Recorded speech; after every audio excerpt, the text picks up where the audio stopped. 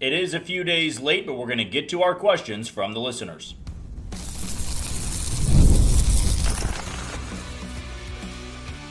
You are Locked On Royals, your daily Kansas City Royals podcast. Part of the Locked On Podcast Network, your team every day. You are tuned into a very rare and late Sunday edition of Locked On Royals in the Locked On Podcast Network. But as always, I'm your host, Jack Johnson, and you can find me on Twitter at JohnnyJ_15. That is at JOHNYJ_15. You also can listen to us on wherever you download your podcast. That can be Spotify, Apple Podcast, Amazon Music, Google Podcast, Odyssey, and YouTube. Just be sure to hit the follow button and subscribe.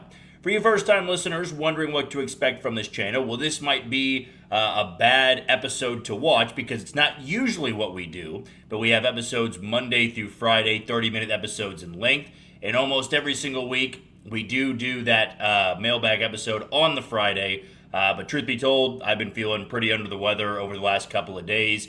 I wanted to push it to Sunday to really give me as much time to recoup and get better. To be honest with you guys, I'm not feeling that 100%, but I did say that I was going to bring you guys this episode, and so I do apologize that it's coming out at 10:30, 11 o'clock Central Time for a lot of you, but I am planning to have all 5 episodes on normal scheduling this week. And I also know that I believe it was Braden asking about where you can find updates if we ever have a delayed episode. Just go to the comment section for the previous video. Like if we do an episode on Thursday and then there's no episode on Friday, just go to YouTube, go to that video that would be on Thursday, and you'll probably see my comment about we're pushing the episode to Saturday or to Sunday, which is what we did this week. With the season winding down, we shouldn't have too much shifting around, really, unless I'm feeling under the weather, which I like to say, knock on wood, I don't get sick all that often, but I'm going through it, I would say, or have been over the last couple of days, but this is probably the best I've felt over the last 72 hours or so. Let's not waste any more time. Let's jump over to Twitter with question number 1 coming from Jeff. If you wasn't working in sports radio and doing podcasts, media in general, what do you think you'd be doing? That's a great question. I've never really thought about it because this is all I've ever done. Maybe sales, because you have to do a little bit of sales when working a podcast and working in the radio industry. That would be the route that I go to. I'm not well versed in a financial background. I wouldn't do anything crazy like being an actor or anything like that. So my guess would be I'd choose the sales route. And I know a lot of people that did work in the radio industry or the podcast industry, and that's what they pivoted to because you had to work with them all the time, work with salespeople all the time. This one's from Taoist Master. Do you see a possibility where Lynch is tried again as a starter next year? It's a possibility. I don't see it being likely. The Royals need to learn their lesson, or should have learned their lesson from Kris Bubic. And I know a couple of our commenters will love that comment from me because they had it sniffed out from the get-go. The Royals had good value with Kris Bubic as a reliever. Now, he was an all-star when he was good last year in the first half, but we've seen the injuries kind of derail that final year and a half in Kansas City. Daniel Lynch needs to be a reliever. I mean, your goal this offseason is about overhauling the bullpen, and Daniel Lynch is a part of that. Like, you probably need to keep 2, maybe 3 relievers from this group. Right now, my list is Daniel Lynch, it is Steven Cruz, and it's Nate Pearson. And the only reason I have Nate Pearson, it's not because he's thrown 5 2/3 scoreless, because you traded for him, and he's got a high-powered fastball. It's worth probably taking a shot on. If he doesn't make the team, he doesn't make the team. Same goes for Beck Way. But the Royals really need to upgrade that bullpen, add a lot of high velocity. I know Daniel Lynch is not that, but think about his velocity out of the bullpen and how it's going to decrease as a starter. I believe he has made a home for himself as a reliever, and he needs to stick there. This one is coming from S. News Scott. On offense, where do you see our biggest need position to improve? I would say, looking across the diamond, it would be center field. It's just really hard to upgrade in center field in the free agent market. You could go the trade route, but it's going to cost you a lot. The likeliest spot would be designated hitter, just because Salvador Perez is probably not going to be an everyday player for you next year. J.J. McCullough said he loved Kyle Isbell's defense, and I guess until Zion Rose is there or somebody else you draft, that just might be who they run out there every single time. I don't agree with it, But until somebody comes along that is your perfect fit, it's probably going to be Kyle Isbell. And you could go add a DH pretty easily through free agency or through trade, and that would be where I think they would upgrade. I mean, Salvi's been a little bit better in the second half, but he's not going to be the answer for 150 to 160 games next year. Next one's from Eli. The longer a potential lockout goes, it may actually help our team with injury prevention and not dropping games while our pitching staff returns to health. In a twisted way, I feel like the longer the lockout is, the better it is for us. Thoughts on that? I guess me just being a baseball fan, I would want it to start normally because you want these starters and relievers to have a normal spring training, normal build-up to spring training, and then go into the regular season. You don't have the normal spring training or you have to rush through it. Go back to 2022, I believe it was. It wasn't a very normal spring training and a lot of guys got injured. I want to say it was Jordan Montgomery. Now, he didn't sign with the team until very late, but these guys, they get thrown off. Free agent deals are weird. Trades happen last minute. It's not as comfortable to just get thrown into the season. It might lead to more injuries. You know, it's the Royals have not been good this year at keeping guys healthy. I don't know if having the season start, let's say, May 1st, would change all that much. But they absolutely have to change things this offseason with how they handle these pitchers, because to have that many guys go down with Tommy John, that's just not some fluke. Jerry's question: why do so many Royals fans not have a clue about anything they talk about? Prediction: Cruz is our closer next year. He is awesome and saves us money. Yeah, I mean, Steven Cruz has been pretty good in the closer's role. I still would like him in more of a seventh inning role. I want them to go out there and spend money on a closer. It's not the perfect thing to do. Like most teams say, hey, unless you're Mason Miller, we're not going to pay you. I've brought up a name before in Adrian Morejon of the Padres. He's going to be expensive. He's a younger arm, but he throws 100 plus from the left side. I'd like to have that in the ninth inning if I'm the Royals. Now, to build up to that guy, you still need to have good relievers. That's why I believe Steven Cruz could be a good seventh or eighth inning guy. For the other part to it about Royals fans, the way I see it, right, I've been witnessing a lot of volatility when it comes to the comment section. We got people that are really angry about the year. We got people that are still optimistic. I'll never tell a fan how to be a fan. That's the way I kind of approach it here. If you're really mad about the team, who am I to sit here and tell you that you're wrong about it? I mean, they're 49-70. If you're optimistic, hey, you're still enjoying watching baseball. You're enjoying watching the team. I'm not going to go rain on your parade and say, stop doing that. This team's terrible and you shouldn't enjoy watching baseball. Some people like watching it because it's baseball. Some people like watching with their kids or with their parents or their grandparents. And some people are just really upset about how the season has gone because it has been a catastrophic season in so many ways. Performance, injuries, the fact they've never really been in it. I mean, that's been really tough to see all season long. And believe me, doing a podcast 5 days a week, it's not fun to cover a team that has one of the worst records in baseball, but we still do it because we like baseball. This one is coming from DK. Do any of the pitcher, DFA, or trade pickups stick and make a difference next year? Also, do we have a medical staff problem in regards to injuries? I did I'll refer you back to my previous answer there about the injuries. Whether it's a fluke thing or not, someone needs to be held accountable for what's gone on here. I mean, whether it be not putting those guys in the IL sooner, rushing them back, not a normal build-up routine, or you're finding guys that don't go through the build-up properly. Something's got to change. You don't have 5 to 6 Tommy John surgeries that now set you back going into the offseason.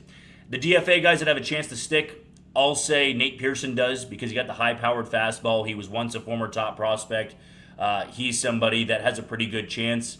Other than that, we'll talk a little bit about Craig Kimbrell tomorrow. A lot of people are upset by it just because it's some near 40-year-old pitcher that's in the bullpen.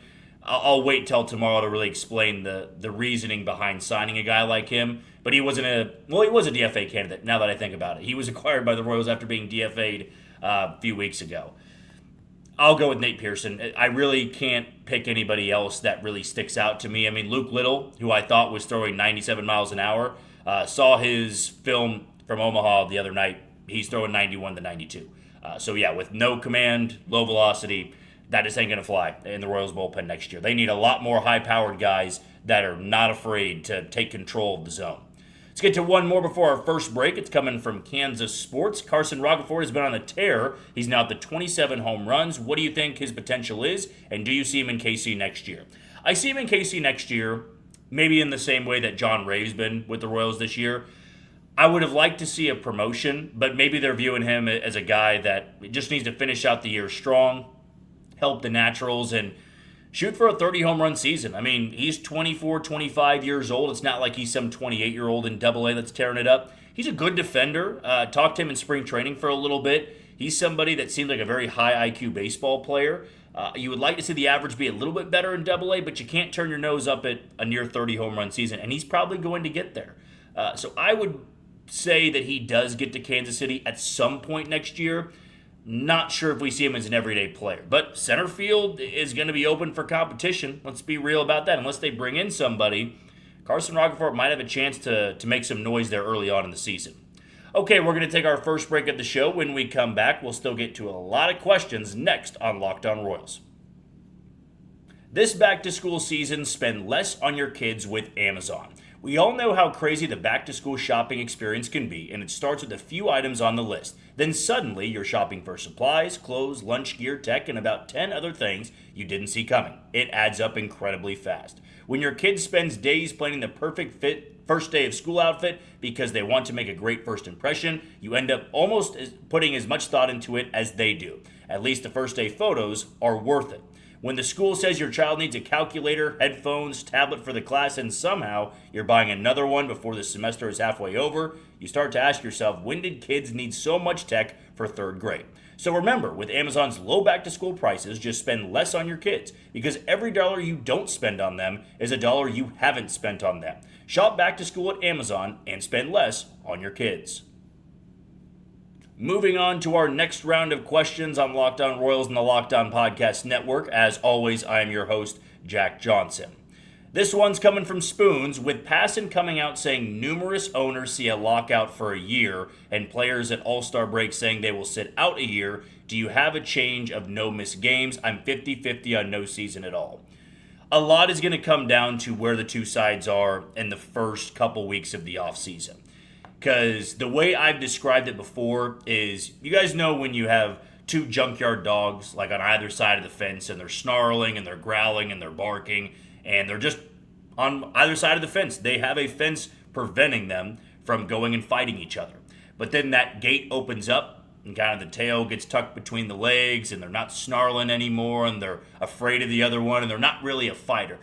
I kind of view that with all this talk, right, of owners saying, we're willing to miss an entire season. Well, no, they're not. That's a lot of money down the drain. And players saying, well, we're willing to sit out an entire year. I'm not sure you want to do that either. I mean, for a lot of guys, let's say you're 29, 30 years old. I mean, that's a year in your prime that you're just giving up to make a point. That's why I'm saying the first couple weeks we'll probably get more information about where they're really at. It's easy right now to puff out your chest and say, we have our claim here and we're not going to back down from it. I'm not saying it's going to be drastically different in the offseason, but they can make some headway there because missing games next year in baseball would be catastrophic for the sport. I mean, it'd be really, really bad. And if both of these sides are willing to do that, I believe that's just such a bad look for the sport right now when it's trying to grow in popularity. You do this and you miss games, you are going to lose a lot of people that were just starting to get into baseball. Moving on to the next one, it's coming from Colton. What are your thoughts if the Royals try to go Kevin Gausman this offseason? I like Gausman. He's not as good as he once was. My pushback would be, you got some aging pitchers in Seth Lugo and Michael Wacha. I would rather them go the younger route because you know that Lugo and Wacha are going to be moving on at some point, whether it be retirement or they're going to be off the books or the Royals were to trade them. It's not likely, but you just have to start thinking about the next wave of pitchers. And that's why I'd go get a workhorse, whether it's trade or free agency, that might be entering his age 30 season. I mean, you could go get a 32-year-old or a 33-year-old. Gausman, what's he at right now? Maybe 35, 36. That sounds right. It could be a little bit off on that. I just see him returning to the Blue Jays. I believe the Blue Jays traded him because they knew they were going to get him back. But I still like the stuff. Like if they were to go out there and give Gausman a one-year deal to be their number 2, number 3, I wouldn't hate it that much. He's still got a really good splitter and his velocity's still fine. And as long as he stays healthy, that would be a nice pickup for the Royals. I would still hope that they would try to go the younger route there just so they can hand out a 4 or 5 year deal and you're not going to have to worry about that spot in the rotation for a couple of seasons. Chris's question, if Cameron's recent success is due to calling his own game, do we know what he's doing differently? Is he mixing pitches differently? That absolutely seems to be the case. And I didn't want people to misconstrue my tweet, but I feel a lot of people did, saying, well, this is an indictment on Brian Sweeney and Mike McFerrin and Zach Bove, that you've got a guy who was struggling and then he's calling his own pitches and all of a sudden now he's been lights out. It's more of praising Noah Cameron and being a very high IQ pitcher and knowing how to work each and every hitter. He's got the confidence going with him right now. And we knew that Noah Cameron was a good pitcher and he was going through a sophomore slump. I also want to see what happens when he goes up against better lineups. The Tigers lineup is still a pretty good lineup. The Twins, it can be hit and miss there. He's got quite a test tomorrow. Tomorrow night at Dodger Stadium against the Los Angeles Dodgers, his counterpart being Tarek Skubal. But if he finishes the year pitching really well, guess what? Come spring training, they're going to say, Noah, you can call your own game. You have earned that right because you're more comfortable. You kind of know how to work backwards a little bit. You know where to throw it. And when you have a couple starts like that, Salvador Perez ain't going to push back on you. Carter Jensen's not going to push back on you. You got the full go-ahead there. But I do see him mixing his pitches a little bit better. He also just has sharper stuff now. I mean, he's snapping the curveball a little bit better. That cutter has really good movement, some late life to it. That's what I'm seeing here. And I'm hoping he can carry it in tomorrow because performing like that against Skubal, his Dodger Stadium debut, that would be an awesome sight to see. Looks like this one's from Shane and Megan. Who are our 5 starting pitchers opening week in 2027? My better answer here will be, I'll give you who I think will be back, but I don't know if I'm going to be able to predict who their deals are going to be. But I will say this. There will be a new number 1 and number 2 in Kansas City. I believe they view Waka and Lugo and Cameron as like the 3, 4, and 5. I could see them, depending how Waka finishes the year, kind of saying, well, he's still the number 2, but they need to put a lot of resources into getting a number 1 and a number 2. You got to have guys that you can count on to take the ball every 5th day. It's not going to be... Randy Dobnak has been really good, and I actually could see him be in the bullpen next year just to be depth, right? He can be your long reliever. I could only tell you right now, though, the guys I'm confident will be in the rotation would be Cameron, Waka, and Lugo. I don't know if I can give you much more than that. We brought up Casey Mize being a target, Robbie Ray being a target, Shoto Imanaga could be a target there, though he hasn't been as good since 2024. But they also love to go the trade route. You just have to be willing to give up some of those prospects to go get you a true number 1 or number 2. I can only identify 3 right now. My gut tells me there will be a new number 1 and a new number 2 in Kansas City in 2027. This one is from Manzino. Which of the guys we brought over in trades are you most hopeful about? Maybe Carlos Duran. He's got the high-powered stuff. I don't know if he pitched tonight. I did see his debut the other day. Wasn't as high-powered as I thought. He was only about 95, 96. I'd like to see that get up to 98, 99 because that's when you can really tell he's got something going for him. And the slider is a good wipeout pitch there. He's a bullpen arm. The floor is a lot higher. And he's got some Steven Cruz to him. And if you were to tell me right now he could be this year's Steven Cruz next year, I'd take that in a heartbeat. It's not that I'm out on Lucas Braun. He just doesn't strike me as some overpowering guy that's ever going to be more than a number 5, a swing guy in the rotation. I want to be 100% wrong in that. But the guy that has a better chance to stick and stick for a while in Kansas City, I'll go with Carlos Duran. Stuart's question, what happens to player contracts if there is a work stoppage? That's actually something I've been wondering myself, so I'm not going to be able to give you the best answer here. There would have to be some sort of payment, I would guess, because it would be both sides coming to an agreement that we're going to have this lockout. But I would imagine the Royals are still going to honor some of those commitments. They don't want these guys to just not have a salary whatsoever. We also got to see what the relationship's like between the owners and the players. I mean, if there is no love lost whatsoever, and it is just awful on both sides, you might have some owners saying, well, I'm not paying the rest. You're not playing any baseball games. Therefore, I can't honor that commitment. And that's why going back to my original answer on will there be a lockout next year, you got to weigh those options. I mean, I know most of these guys are millionaires and have a bunch of money stashed away that they can live on for the rest of their lives, but not everybody. Some guys are on league minimums. Some guys are still on rookie deals, and they need the money. They need to play, and they don't want to miss any years here. They don't want to miss even just one season of baseball. And how much can one season of baseball or no season of baseball take away from your improvements?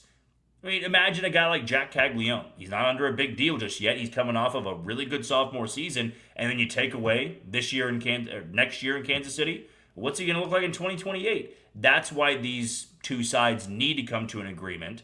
And I know it's not going to be easy, but you don't want to ruin a lot of careers that have barely had a chance to get going just yet. And the guys that are being the loudest to me are the ones that either A, have already made hundreds of millions of dollars, and owners that have always been known as kind of being these sleazy guys that just don't care all that much about the team or care all that much about the players. And you need to have the cooler heads prevail here if we do see baseball in 2027. Okay, let's take our final break of the show. When we come back, we'll jump over to YouTube and get those final set of questions. That's coming up on Locked On Royals.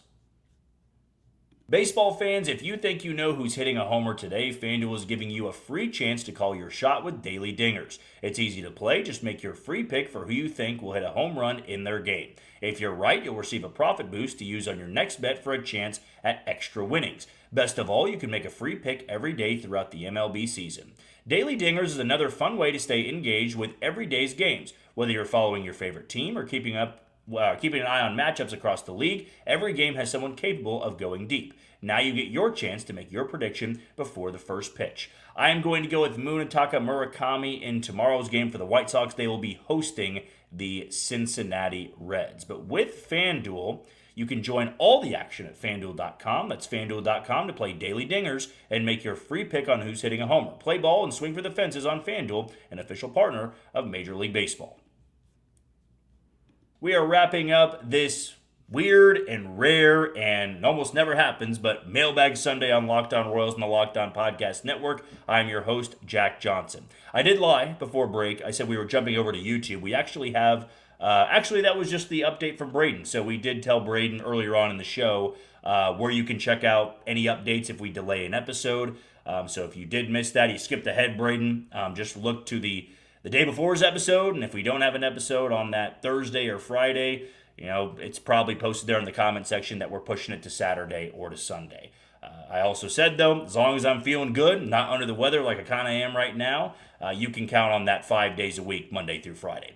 Now we are going to be jumping over to YouTube. This one's from Logan. With Lynch starting the rest of the way, Q stated that they would consider him an option if he runs with the job. Why are they reaching for stars and overcomplicating this? I'm not a huge fan of trying Daniel Lynch as a starter, and that's even if he does pitch well to end the year. Because this, to me, seemed to be a move that if the Royals were in contention, it would make a lot of sense. It's like, we're not going to call up Lucas Braun to be this number 5 starter if we're a game out of a playoff spot. We're not going to go pick up somebody off the waiver wire to start them when we need to be winning those games. I know Daniel Lynch has wanted to start again in his career, and it's going to be a little bit of a growing pain situation, we can call it, because he has not started since 2024, and it wasn't good when he started. He had found himself in the bullpen, and I would have liked to see him finish out this really rough year for the Royals being the number 1 reliever. I mean, that would be a nice feather in the cap for Daniel Lynch if he ends this year in the worst bullpen in baseball with a sub-2 ERA and a baseball savant page that is all kinds of red. That, to me, would be great.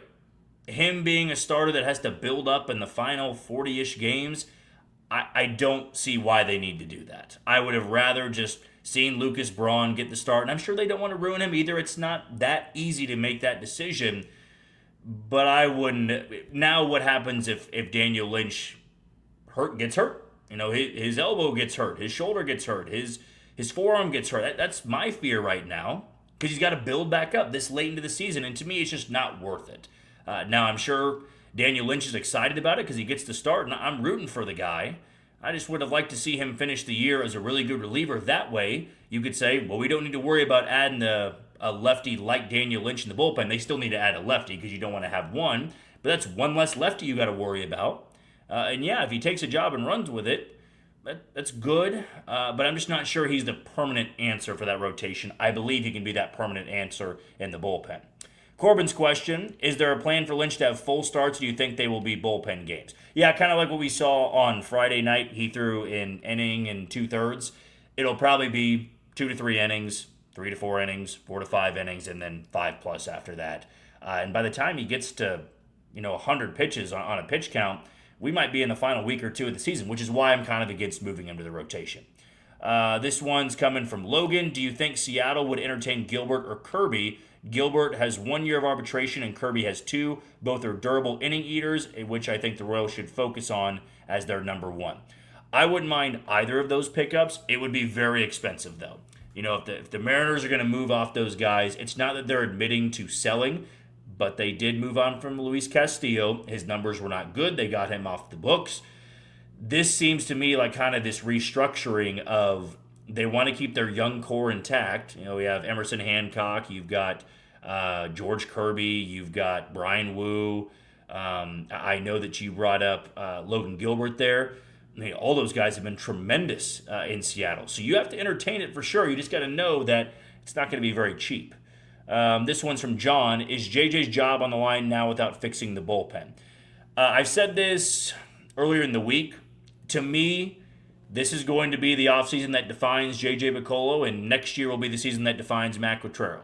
JJ Picollo is in charge of assembling this team. John Sherman is in charge of giving him the money to go out there and do a lot of damage. And I mean that in a positive way, not damage to the roster, but damage in free agency and maybe the trade route. And if this team gets off to a bad start in April and May, that's when you got to start making decisions. In the same way that Boston did, in the same way that Philadelphia did. But if he doesn't fix the bullpen in the offseason, that would be a unbelievable failure of epic proportions, I would say. Matt's question, will Cags get 30 bombs? And number 2, is Carter in Rookie of the Year consideration? He ranks near the top of throwing runners out. Unfortunately, due to his slump and the overall offensive numbers not being as good as guys like Murakami, I'm trying to think on the American League side who I'd be missing here. I know Peyton Tolley on the pitching side has been in there. I'm blanking on somebody that is a position player that's been really good this year. So I don't think Carter's in true consideration. And I believe Cags is going to fall just short. He's never really been a guy that's gotten on these really hot stretches like Salvi used to of hitting 10 home runs in 2.5 weeks. When he gets his home runs, and maybe it changes, but it's been 2 in one game, and then he might not have any for 15 or 16 games. There's just not a lot of games left in the season for him to hit 10 more. Hope I'm wrong. I think 30 would look awesome in his second season, but it's not going to change how I feel about how he's performed this year. Nathan's question, I feel decent about the Royals' bats next year. I'm baffled with the injuries to the pitching staff. You kind of just pencil in Cameron, Walker, and Lugo for the rotation next year, but how many arms do you think the Royals acquire this offseason for the rotation, and do you think they can get a big-name reliever like Adrian Morejon? That would be my wish list. Absolutely going out there and spending a lot of money on Morejon. I believe it's going to be 2 starters for the rotation. Might need to add a swing guy as well, because Kolek's not going to be there. Bubic is probably not going to be there. Reagans. Who else am I missing here? Avila, Kolek, all those guys, they're not going to be available for you. So you need to go out and add more than just 2 pitchers, maybe 3 to 4. And then you got to add about 5 to 6 guys in the bullpen. It's going to take a lot, but if you believe you can compete, that's the way you got to go about it. Next one is coming from Dane, and this will be our final question. If I missed anybody's, I know it's weird doing this on a Sunday, but respond below to this video. I'll try to have them answered by tomorrow morning.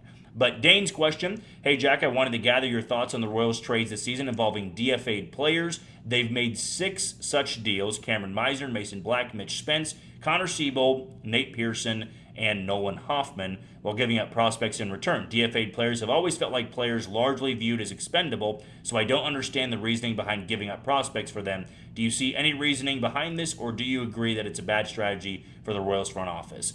It's never that bad of a strategy, because the guys you're giving up, they're long shots to begin with, and if you're worried about what some 22-year-old in low A is going to be in 3 to 4 years, or you can't replicate them, then you shouldn't have those front office jobs.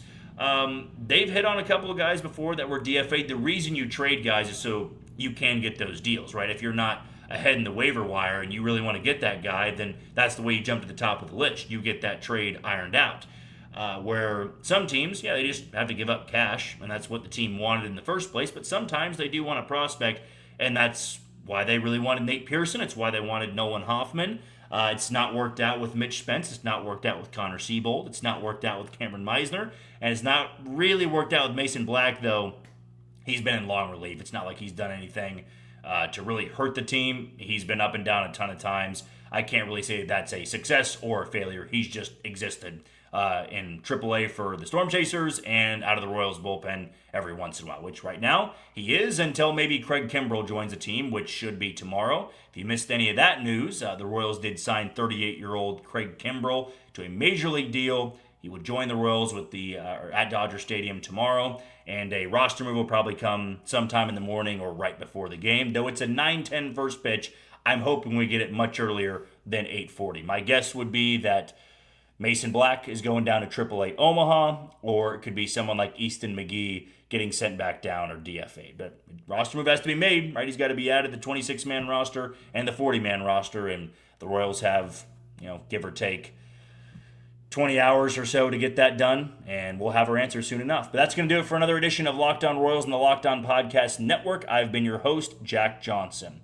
And before we say goodbye, I want to tell you, or thank you for listening to Locked On every single day. For your second, find the all-night Locked On MLB Game Night. Every game, every night, until a World Series champion is crowned. Get local analysis on a national scale, and find MLB Game Night on Locked On MLB on YouTube or wherever you listen to your podcast. Tomorrow, we are going to talk a little bit more about the Craig Kimbrell signing and why the Royals did it. But until then, you take it easy, Kansas City.